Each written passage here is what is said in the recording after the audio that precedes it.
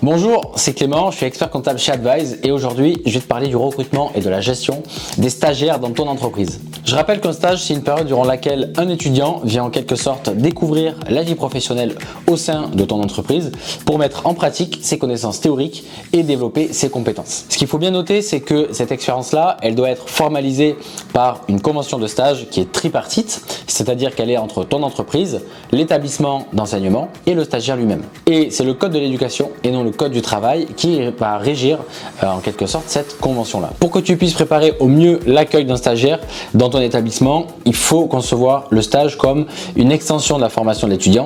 Donc les missions confiées doivent enrichir son parcours éducatif et être en adéquation avec ses objectifs de formation. Moi, je te déconseille de recruter un stagiaire dans l'objectif seulement de remplacer un employé à part entière, puisque les deux profils n'ont pas la même expérience ni le même objectif. Donc ces compétences au stagiaire, eh bien, elles risquent de ne pas être au niveau de tes attentes et ça risque de créer de la frustration. Donc c'est pas l'occasion de combler des trous dans tes effectifs ou de remplacer un employé qui est absent.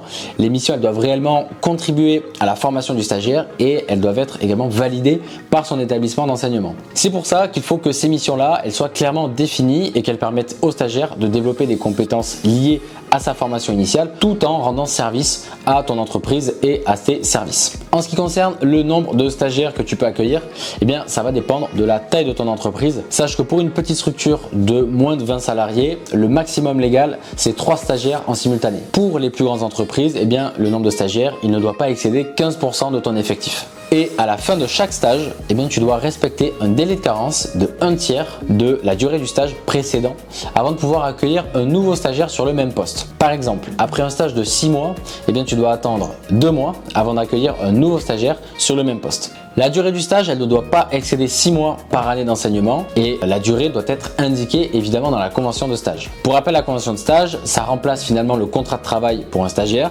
Donc on y retrouve les missions du stagiaire, les objectifs pédagogiques, les droits et les devoirs de chacun et la gratification qui est obligatoire pour les stages de plus de 2 mois. Le taux horaire de la gratification, il est au minimum égal à 4,35 € par heure de stage. Il y a même un simulateur qui te permet de calculer le montant de la gratification minimale de ton stagiaire en fonction de ses heures de présence effectives et donc je te mets le lien de ce simulateur dans la description de cette vidéo. Si le montant horaire de la gratification il ne dépasse pas 4,35 €, l'employeur il est exonéré de cotisations sociales sur ce salaire. Par contre, si la gratification elle dépasse 4,35 € de l'heure, elle va être soumise à des cotisations et des contributions sociales. La gratification elle est exonérée d'impôt sur le revenu pour le stagiaire dans la limite du montant annuel du SMIC. Et enfin, dernière petite information, c'est que le stagiaire il ne cotise pas au chômage, donc il ne pourra pas bénéficier de l'allocation chômage à l'issue de son stage. À la fin de son stage, justement, c'est impératif de remettre au stagiaire une attestation de stage. C'est un document officiel qui confirme la durée de stage et les compétences acquises par le stagiaire ou développées par le stagiaire durant son stage. C'est également le moment où tu peux proposer au stagiaire de l'embaucher au sein de ton entreprise. Il faut que tu considères cette option puisque c'est un recrutement qui peut s'avérer bénéfique tant pour l'entreprise que pour ton stagiaire. Pourquoi ? Finalement, premièrement, sa formation, elle est déjà faite, elle est déjà entamée au stagiaire. Donc, il connaît déjà ta manière de travailler, il s'est déjà intégré au sein de l'équipe, il connaît les outils et les process utilisés dans ta société.